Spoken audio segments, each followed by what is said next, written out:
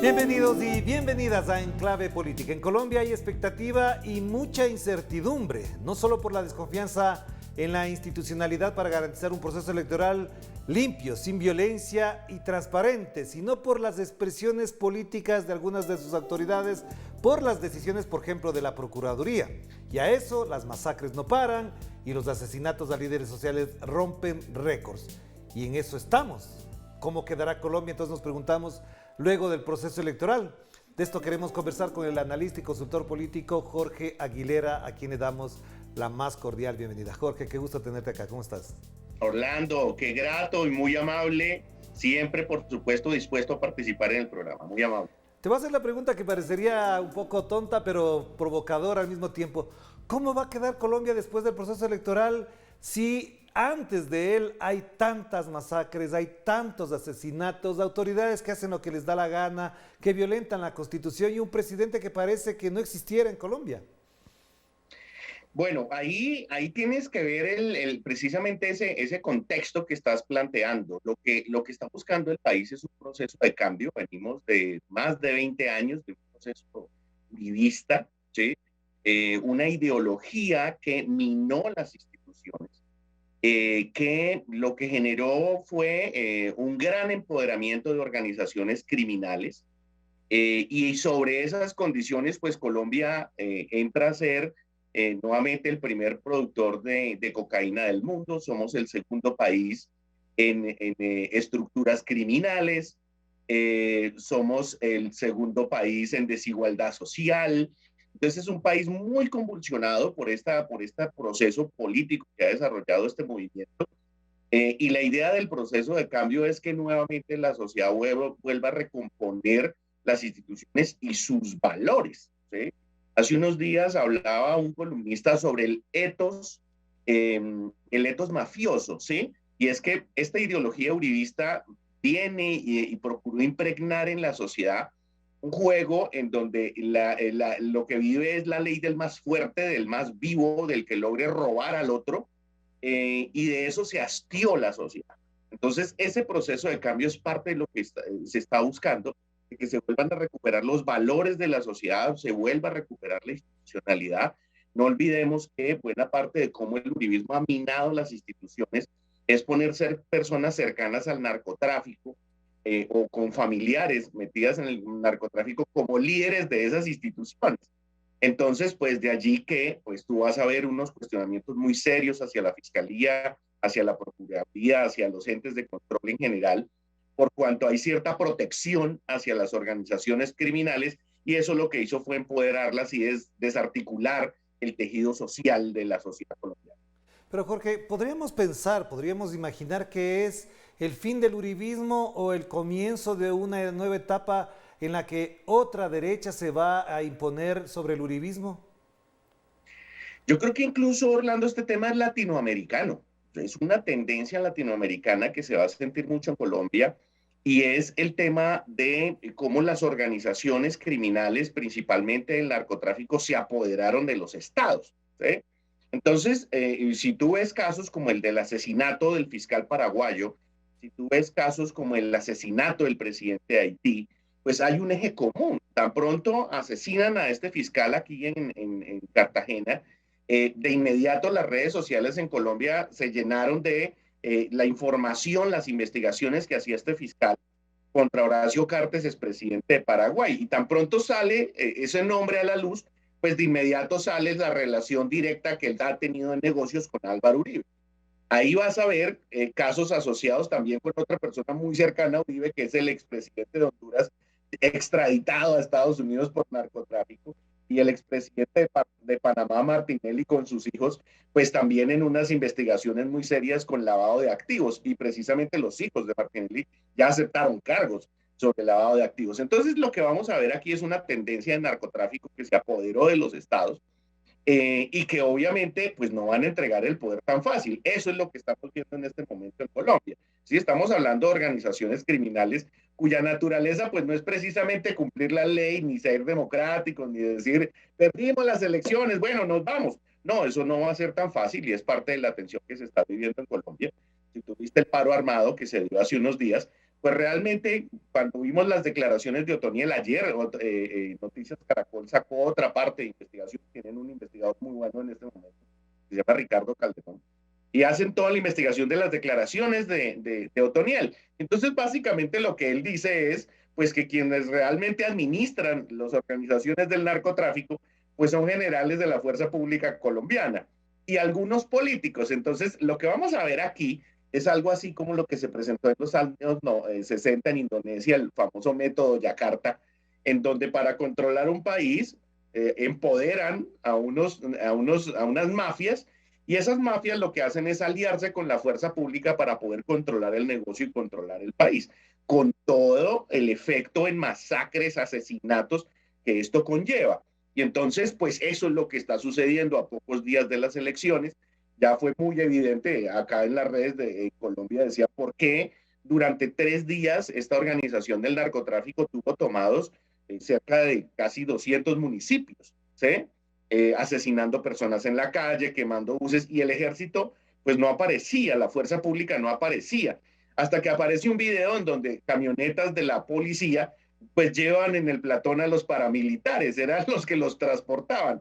Entonces se generó también dentro de algo que es muy, muy particular de los colombianos y de algunas latitudes latinoamericanas, que es burlarnos de nuestra desgracia. Entonces decíamos, ¿por qué no aparece el ejército cuando los grupos de narcotráfico tienen tomadas las carreteras? Y decían muy simple, por la misma razón que Peter Parker no aparece cuando está el Hombre Araña. Entonces, estamos hablando pues si están en una cosa, no pueden patear y cabecear al mismo tiempo. Claro que si me acabas de hacer reír con esa comparación de Peter Parker y el Hombre Araña es clave y es muy gráfica. Gracias por hacernos sonreír en medio de la tragedia que vive Colombia. Pero a propósito de esto, entonces, ¿qué rol va a jugar Estados Unidos en todo esto? Porque en la práctica, tú lo sabes, todo el mundo lo sabe, la agenda política, económica, militar y de seguridad no la impone Colombia, no es soberana en eso. En la práctica, Estados Unidos ha decidido incluso hasta ciertos ministros y hasta ciertos comandantes de la policía no pasan si no es primero por el filtro de la embajada. Si es así, entonces, ¿qué rol va a jugar la embajada, Estados Unidos, los organismos de inteligencia, de seguridad de Estados Unidos asentados en Colombia, además? Bueno, aquí hay una investigación de la periodista Anabel Hernández, mexicana, en donde muestra pues los acuerdos y casi que acuerdos extorsivos de las agencias antidrogas con estos narcos que llegan al poder, ¿sí? Porque básicamente lo que hacen es hacer como un acuerdo con ellos. O sea, vamos a darte cierto espacio para que te dediques a tu actividad delictiva, pero a cambio de eso necesito que nos ayudes con unos TLCs, necesito que nos ayudes con temas de intereses de inversión norteamericana. Y entonces ese tipo de modelo, pues lo vimos y lo estamos viendo replicado, como te digo, en una estructura criminal que se montó en Latinoamérica y que, como te señalaba, es la que está detrás del asesinato del fiscal, del asesinato del presidente de Haití, y eso viene detrás de los acuerdos que surgen desde estas instituciones del gobierno norteamericano. Hay una película incluso que se llama Matar al Mensajero, que es de una investigación de un periodista norteamericano del mismo nombre, en donde él habla de los acuerdos que hacen estas agencias con narcotraficantes que han llegado a tener incidencia política. Y entonces es como una extorsión, o sea, si usted no me ayuda, entonces yo pongo a cumplir la ley y pues denuncio sus actividades criminales. Entonces es así de importante es la decisión que tenga la Embajada de los Estados Unidos. Realmente incluso cuando ganó Biden, parte de la esperanza es que se pudiera revisar ese tipo de acuerdos que se hacen con las organizaciones criminales para que pues pudieran ser llevados a juicio, porque pues como tú muy bien lo señalas, cuando la justicia colombiana va a actuar, cuando la justicia, las instituciones de justicia de cada país va a actuar, pues uno de los grandes protectores de estas mafias pues resulta siendo precisamente las organizaciones norteamericanas, estas oficinas de antidrogas. Entonces, pues se esperaba este cierto cambio y creo que puede darse porque obviamente ya el desequilibrio en la región es demasiado grave. Y es un desequilibrio que al narcotizar la economía, pues termina afectando los sectores formales de la producción de riqueza.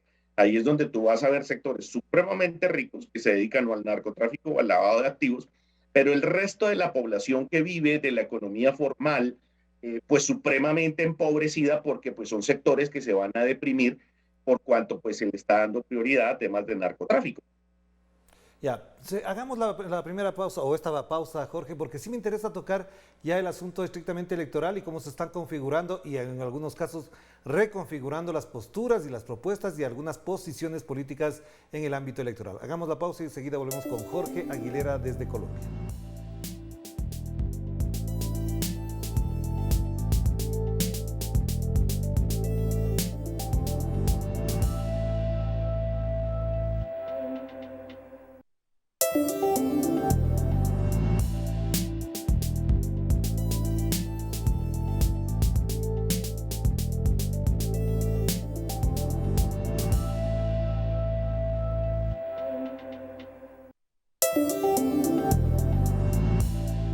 Estamos de vuelta aquí en Clave Política y seguimos conversando con el analista y consultor político Jorge Aguilera. Jorge, fuera de Colombia, digamos en el ámbito más cercano, de vecindad de Colombia, hay mucha expectativa sobre lo que pasa en las elecciones y también en algunos casos, y creo que la mayoría, con mucha esperanza de que Gustavo Petro sea el próximo presidente de ese país. ¿Hasta dónde esto es posible? ¿Es algún tipo de garantía la que permitiría, por ejemplo, que los resultados electorales se respeten al menos en esta primera vuelta? Bueno, aquí lo que te comento, estamos hablando de una organización criminal que está en el poder. De hecho, para ser más precisos, es un sindicato de organizaciones criminales. Tú vas a ver quién está detrás del poder en Colombia en este momento y vas a ver que principalmente es una organización del narcotráfico. Asociado a eso, para tener poder político, se han aliado con mafias de la corrupción, son clanes de la corrupción que han vivido de desangrar el Estado y hacen un ejercicio de tú me ayudas, yo te ayudo. Entonces se protegen entre sí a partir de generarle riqueza también a los miembros de la fuerza pública que les colaboran con estos ejercicios. Y a partir de ahí viene otro sector que vive de esas actividades, que es el lavado de activos, el sector financiero, ¿sí? Que aquí en el programa lo hemos tratado varias veces, de esos dineros que terminan en paraísos fiscales y tú vas a ver, y buena parte de eso, corrupción o lavado de activos, los dos elementos que estamos viendo acá. Entonces, no va a ser tan fácil que estas organizaciones suelten el poder. Aquí ayer precisamente un congresista señalaba que el alto gobierno está buscando la forma de suspender las elecciones.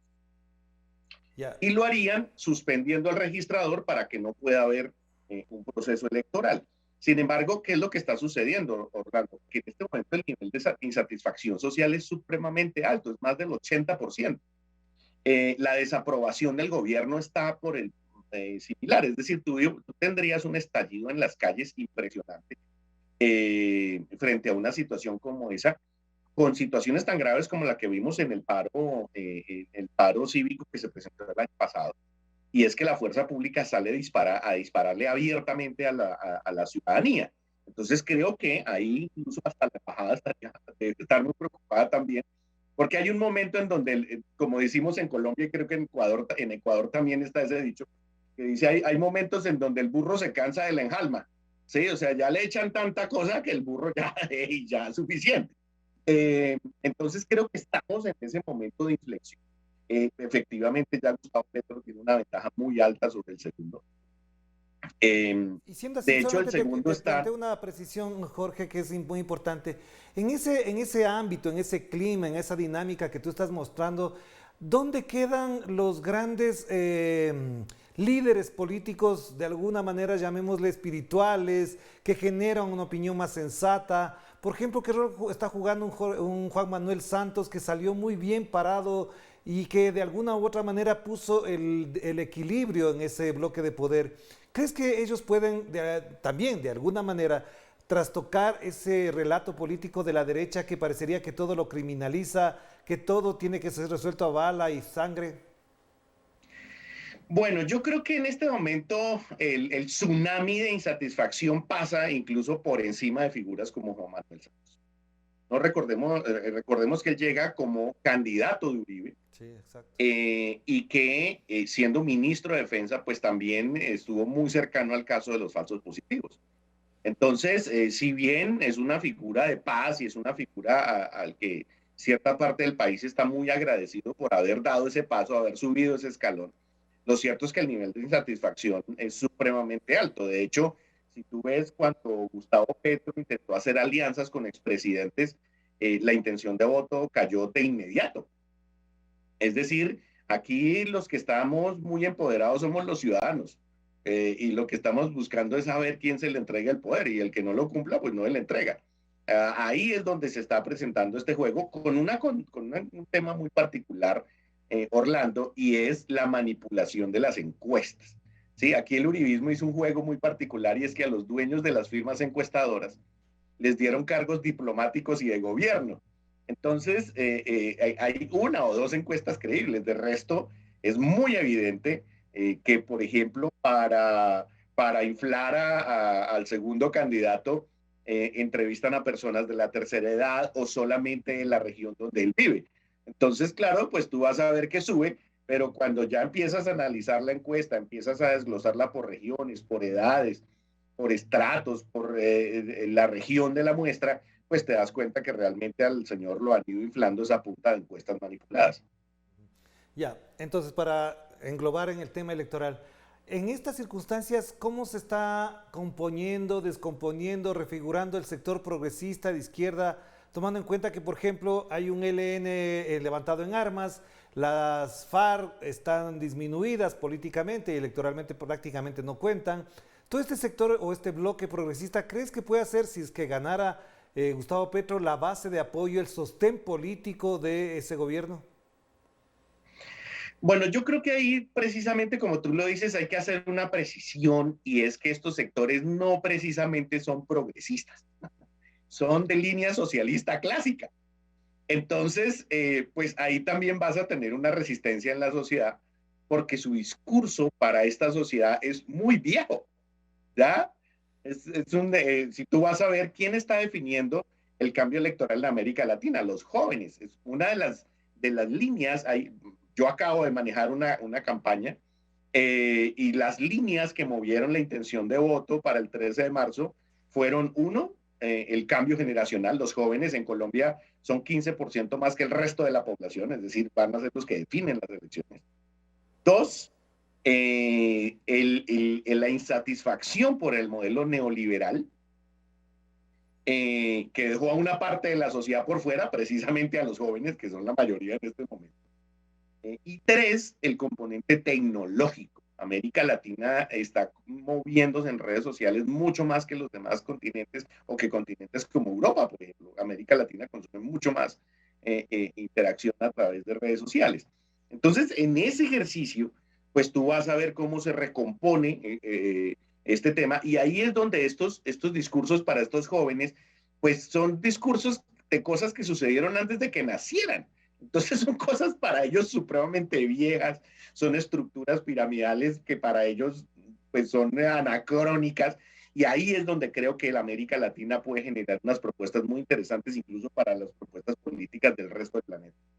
Claro, y esto te planteo porque también en el contexto latinoamericano parecería que la izquierda se ha ido tirando hacia el centro, porque por ejemplo lo que hace Lula en Brasil es contar con un vicepresidente, un candidato a la vicepresidencia que es más del centro, incluso algunos hablan hacia de la derecha.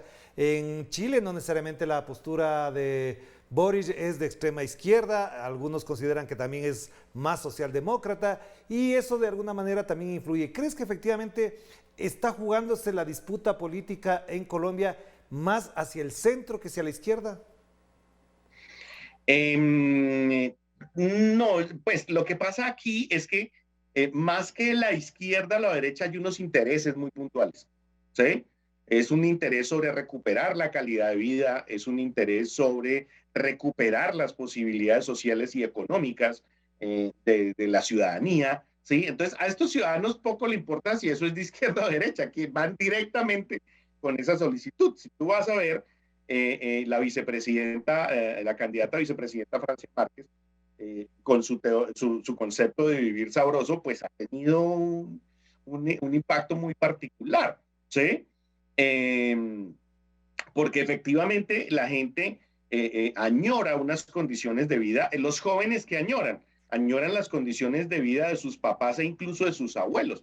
Es muy evidente que los abuelos tienen mejores condiciones de vida que los jóvenes que están llegando a trabajar en la sociedad, que están mucho mejor preparados, pero que sus ingresos son absolutamente miserables.